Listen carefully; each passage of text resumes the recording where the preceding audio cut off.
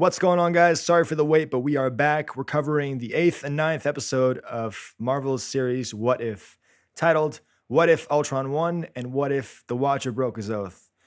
Now, speaking of the Watcher, I've been asked to ponder the question, what if, but lately I've been pondering the question, what the fuck did I just watch?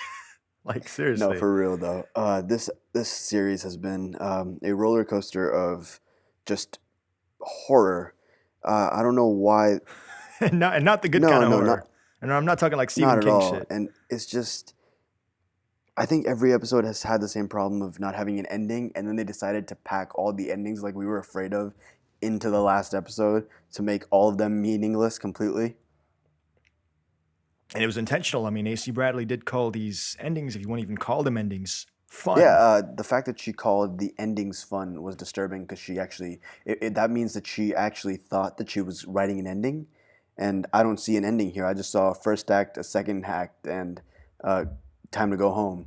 Like there's no sense of an ending in any of these episodes, and they try to like pack them all in, and whatever the case may be, the watcher kind of disturbs all the endings right at the beginning of the ending. So let's just break down what Bradley said about this. Bradley apparently called the endings of What If fun, but said they're unlike the post credit teasers in the traditional MCU films, which she considered to be promises. Now, what I find confusing about this is she's acting as though there was never really a culmination episode in the cards, but I mean, we did get answers to all these story threads, and I gotta say, some of them weren't really satisfying. I mean, I don't really see why the Watcher had to give Killmonger a sudden redemption arc. Felt kind of forced, and I gotta tell you, judging by the snow globe at the end, didn't really seem to pay off. Yeah, no. Once again, like the Watcher just being completely insane and choosing the worst team he possibly could. We'll get more into the Watcher breaking his oath in a second. Well, let's just talk about this team. If I were in the Watcher's shoes, I would have picked a very dramatically different team. Like I get T'Challa, great. T'Challa's cool. Peggy, Captain Carter, great. And by the way, speaking of T'Challa, kudos to Chadwick Boseman. We appreciate what you've done for the Marvel Cinematic Universe and for Yeah, the world in general. Shout out of to you, man. course. R.I.P. And it was really sad to see and hear your last performance. Yeah, that one that actually did cut on because he has one of those voices that makes you like forget that he's moved on, and Exactly. that's yeah, it was crazy to do that. So and I'm glad that they did him justice at the end too because the way they ended with that Killmonger episode was absolutely horrible. Absolutely. It was. I'll tell you this: a whole lot better to get these endings as lackluster as they were than to be left hanging. Yeah, but on the other hand, like I understand T'Challa's picking on the group. I understand Peggy Carter. I will go as far as to understand Gamora, even though I don't know what she's like at all because they cut that episode completely. More into that later as well.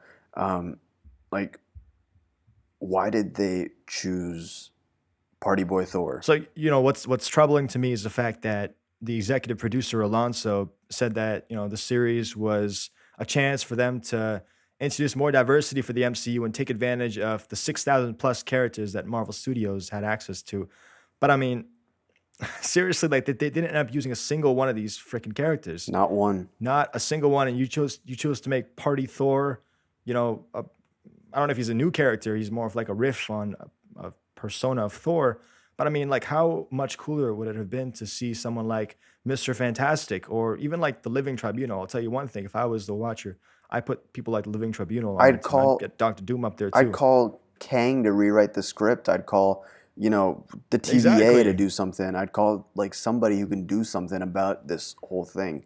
Not this like, Just imagine like the Watcher being like, "Hey, Kang, man, I'm gonna need a favor. I'm gonna need you to, press the lead on all this shit right yeah, yeah, here." yeah, just backspace here and rewrite everything that we did. I would love if Kang could do that to AC Bradley's script. But either way, I'm gonna pass on this question to you. Who would you choose in your team? Because I think I would go completely out of the Marvel and Disney kind of branch, and I'd probably go way further out. But even if I was going into like the Disney thing, I'd just pick like Sorcerer Mickey or like somebody like sick from the Disney franchises. I don't know. Like there's so many characters that we could do.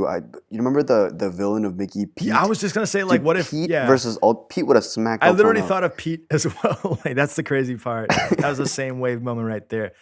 What about like the interaction between like somebody as knowledgeable as Tony Stark and someone who frankly whose knowledge makes Tony Stark's knowledge pale in comparison, goofy. I mean, Goofy, Yeah, talk dude. about a genius inventor right there. Jesus. Dude, Goofy would have smacked all of them up, bro. He would have. He. Or Donald. See, that's the thing. Yeah, dude. When Donald gets, I remember when I was a kid, that was my favorite thing ever. Like Donald getting mad, that was the I greatest mean, thing ever. if Donald saw somebody else simping for Daisy, I mean, he he'd make Darth Vader look like a little kid, man. He'd lose his shit. Yeah, so going back to your question, my team, I mean, many different lineups that I could consider, but just one off the top of my head.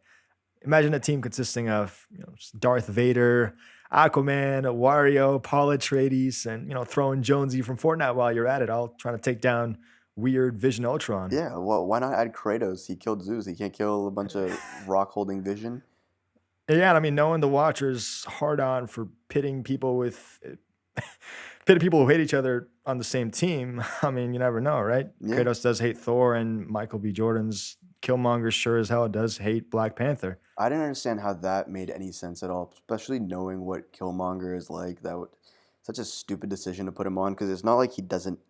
It's not like it wasn't obvious.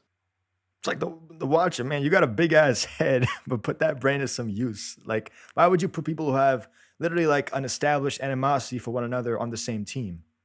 At least have some sort of mediating session before to have them work out their differences, and that clearly didn't happen.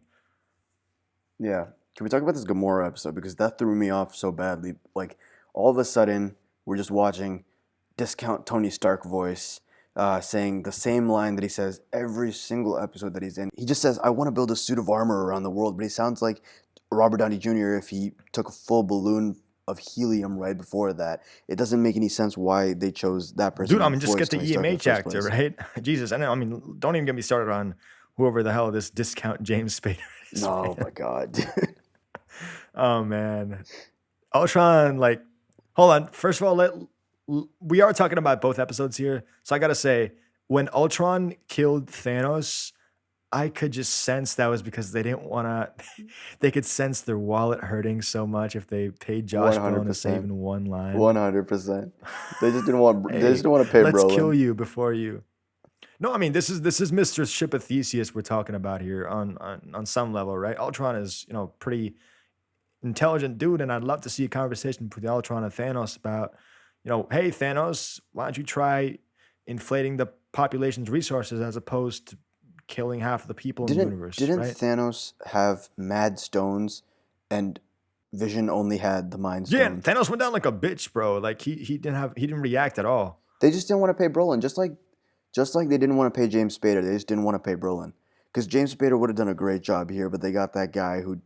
See, Ultron in this way more badass than Oh, Age of absolutely. Ultron, but the voice acting destroyed the character. Like it just didn't sound the same. Honestly, like, no offense to whoever portrayed this character, but I really hope if this Ultron returns, he steps it up for next season. And knowing the show's writers, I mean, just to give you a perspective of how crazy some of these folks are. There was an episode that included the Avengers as dinosaurs. So honestly, Ultron returning. Honestly, if that was like some funny shit, I'd take it. But I have to see it to believe it. Yeah, no. If Ultron comes back, I'm no voice acting expert, but like they gotta slow down how he talks and talk with like some more reverb in his voice to make it sound actually like scary to some degree and not just making me laugh every time I hear him kind of be threatening. Exactly. Jeffrey Wright, for example, did a great job, even though the lines that they gave him were so bad. I mean, let's go back to what I was saying about the Watcher being an absolute idiot, right? Why would you trust the fate of the universe in the hands of, number one, a megalomaniac digital tyrant? I mean, Arnim Zola, he was bound to betray these guys anyways. Or number two, a megalomaniac traitorous Michael B. Yeah. Jordan. And why did Doctor Strange have to snow globe them at the end? Yeah, the Watcher was just out of options. Even because I think it was just because he got his ass kicked by Ultron the first time. That fight scene was so funny. I'm the Watcher. If you guys missed that, it was too funny. Like he took a swing and he said, "I'm the Watcher." As if we didn't know. We've been hearing your goddamn speeches for 8 weeks now. Like, come on, man. 8 straight weeks, and then he was like, "What the hell? I've seen everything. I've watched everything. But what the hell is this?" Like it didn't make any like. Give Kang a call and tell him, hey, what's up with the sacred timeline? Why didn't I see this Yeah, coming? this don't look too sacred. And about that comment about the Watcher eating popcorn while spectating the fates of all these different characters. I know you had something to say about that. Oh yeah, there is a scene where he just actually like that captures his character so well because I like how they make that reference because in that superhero squad thing, I remember he was actually eating popcorn the whole time. Yeah, I mean, can you blame him? This dude's like, I remember the best part of this episode was when like he was just like, "Hey, yo, evil Doctor Strange, man, I'm gonna have you watch these people. I'm gonna go back to watching the actual MCU, but I mean, I gotta say, Just like the rest I'm of sick of this us. shit." And I was just like, Just like the "Damn." rest of I us. mean, yeah, he's tired of his boss. Maybe it's Kevin Feige. Just he's sick of that contract, man. He wants out. Yeah. He nobody wanted to watch. This wasn't something that I wanted to watch week to week. Like your opening point was so true. Like what the fuck have I been watching for the last 9 weeks or 8 weeks rather? No, no, it's also the fact that like there was a lot of things that they could have explored, but it really fell flat. Like, what is the hierarchy of the Watcher's organization? Who's in charge of him? Why can't he break his oath? Why did he make the oath in the first place? I mean, I know he said to protect the fate of the universe, but as you can see by the last few episodes, that didn't really go so well, did it? And I said this earlier too. It was like if he broke his oath now, that means that there was no consequence to him breaking his oath in the first place. It doesn't make sense, man. These are the kind of questions they got to I resolve. I hate to use your word because I know you got like a basically a copyright on this word at this point, but the plot contrivances were so far and far like Oh it was my god. infinity and beyond with that. Speaking of infinity and beyond, why wasn't Buzz Lightyear a part of this team? Get Chris Evans back, right? Exactly. Get Idris Elba to play Knuckles. That'd be the funniest thing Yeah, ever. that'd be great. But I mean, yeah, plot contrivances galore. And by the way, you guys know how much I love saying plot contrivances. So the plot contrivance award for these two episodes is bestowed upon the Stone Crusher. I mean, this thing was the physical embodiment of a plot contrivance. Let me guess, they stole from the TVA's office or something. God damn it. And it didn't work. It didn't work. It didn't work. Yeah, apparently the stones are different in every universe. So, you know, crushing a big round thing is different from one universe to the next. I guess the laws of physics are different. Yeah, I thought you were gonna say the plot contrivance award is bestowed upon the Watcher who spends 2 episodes breaking his oath, and then at the end tells Black Widow that I can't break my oath. Oh, You every had a word that man says is a plot contrivance. I refuse to believe anything you otherwise. I remember you paused it and you were like, "Bitch, you've been interfering this whole episode." Exactly, bro. I was like, bitch, you've been doing this shit the entire time. You've been breaking your damn oath for the past 2 episodes, and now you're saying, hey, I'm sorry, I can't break my oath now.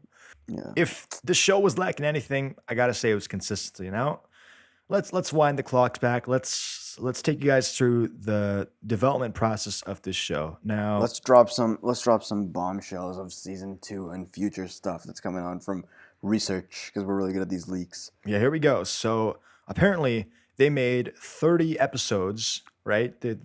They originally Wait, I'm they were sorry, at I'm the sorry. 30, is this the final number? yeah, we're not talking 10, we're not talking 20, we're talking 30 potential episodes. So, And so you're telling me that 20 episodes, this was the cream of the crop, so 20 episodes got 21, cut. 21, 20, oh, because 9, you're right. 21, Well, 9 plus technically 10, one, right? 21. technically, right, 9 plus 10, 21.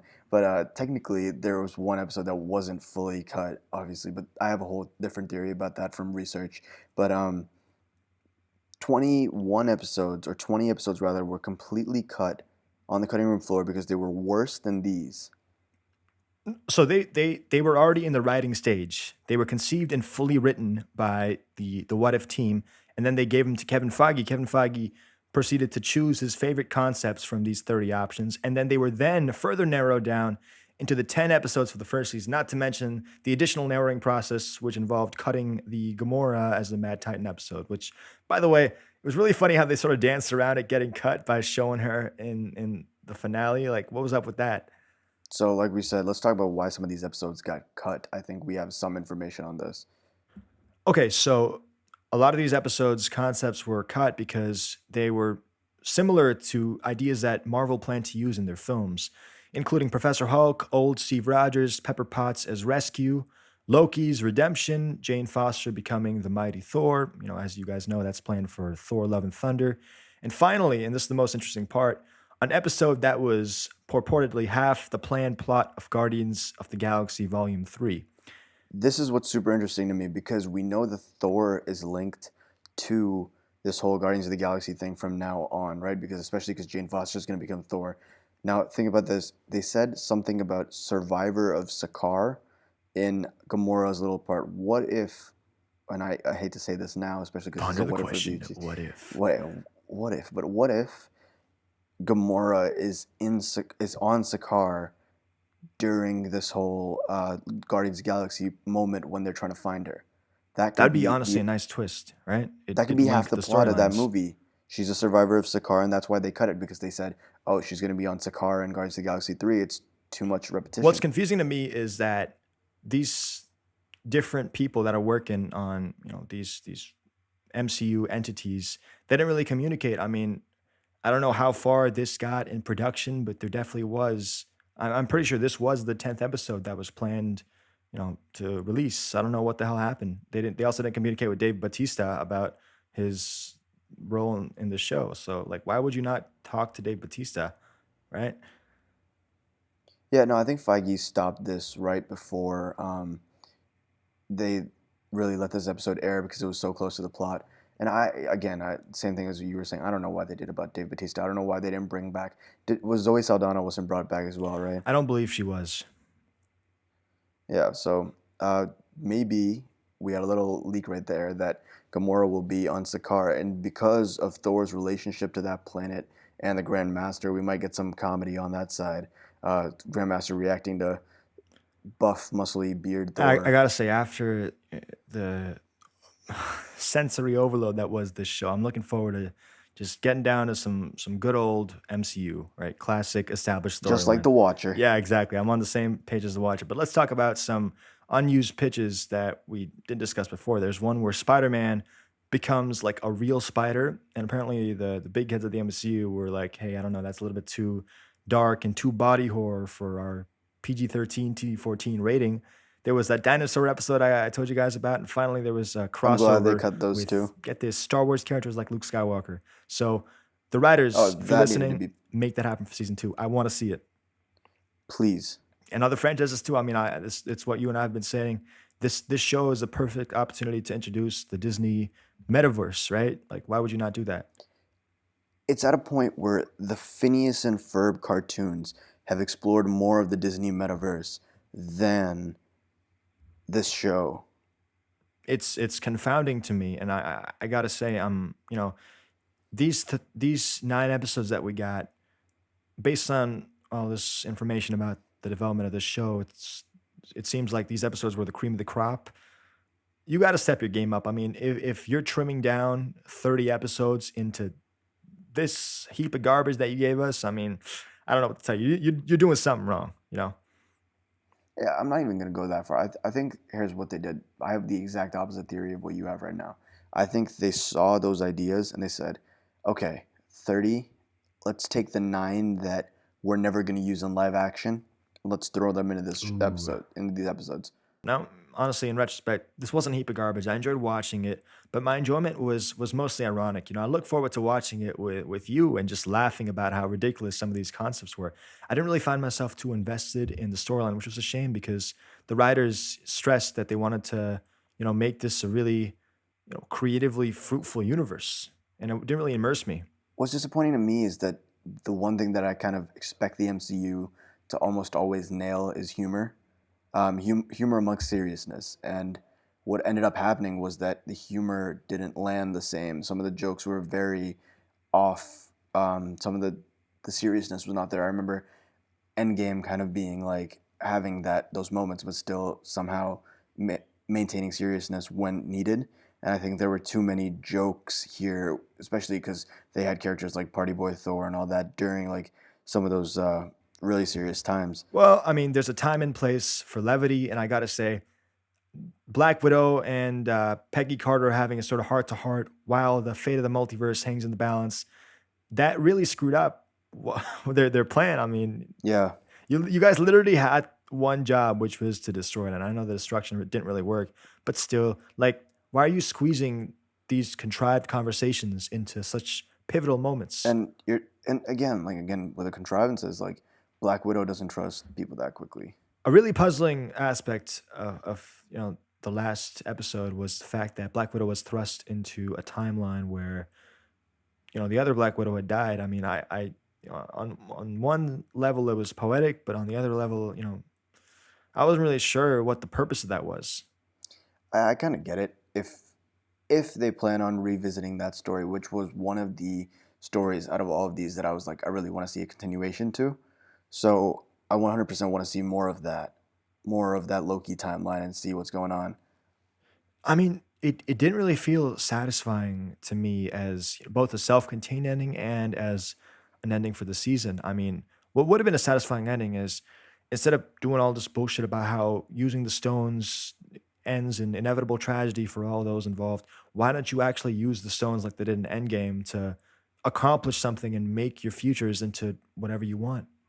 I I found myself siding with Killmonger a lot during that ending of the What If episode. 100%. Yeah, of all people, is why was Doctor Strange doing that? I mean, yeah, you literally could have brought back your girl, but eventually you were brainwashed by Mr. Big Bald Head over here and decided to just, help him support his weird, twisted cause. We have no idea why the hell he's watching people. We have no idea what his objectives are. I want to see that shit in season two, and I don't want to see any more plot contrivances in season two. Let me just tell you that straight up. Well, it brings us to the point of what is planned next for this, and is this ever gonna affect us in any way? Obviously, we know that one thing that it's almost like a rumor that evil Doctor Strange will show up during Doctor Strange Multiverse of Madness or one of his sequels coming up after that. The only thing I'll say about this is that the language here makes it seem like there will be a season three. I mean, here's what I've heard, right? The 30 or so episodes that were made for the show, among the 21 that got cut, they plan to reuse some of these concepts in future seasons. Now, obviously, the wording of that entails that we will be getting not only a season two, which we already know because it's been renewed, but a season three of What If. I gotta say, I've been saying this all along, but I mean, it's pretty premature of them to assume that there'll be enough fan interest for a season three, don't you think? Now, Marvel's at a point where we'll eat what they feed us, kind of in a way, but we'll also like people who will at some point this will get old, and at some point people I mean, won't. I'm coming. It's coming from a financial point of view. Like, is there really enough merit to the story to warrant extending the storyline? Not one, not two, but three seasons. I think I don't think it'll so. be at a point where so right now they're coming off a high with Endgame, which was most people's conclusion to the story. It's been 2 years, bro. No, but they're still coming off because they haven't had that much. They haven't had in terms of movies, they haven't had that much content. Oh, COVID I agree. delays, COVID delays, and all that, right? But So also, like, what I mean by it's been 2 years is the fact that No Way Home is coming soon, and there will be a whole lot more highs coming soon. right. So I think if they keep going with the highs, they can churn out this content and continue to make a ton of money from it and keep going. 100%. I As long certainly as the hope this highs show are well. high. I certainly hope this show does well. I hope that hopefully it gets to a point where I'm able to unironically enjoy the majority of these episodes. But I gotta say, I would be more upset if this show didn't come out. It's not like I'm mad that this show was released, and I gotta say there were some elements that you and I did enjoy about this show, and let's talk about those Of afterwards. course, like the comedy in a lot of them, even though it didn't hit, there were some episodes that it really hit well, like the Thor one and the T'Challa one. Some of the pitches were actually quite decent, like the T'Challa one, like the Thor one. I guess they could have done a lot more with the Thor one, but it'll just once your highs are that high, you can't make stuff like this and expect us to be too happy about it.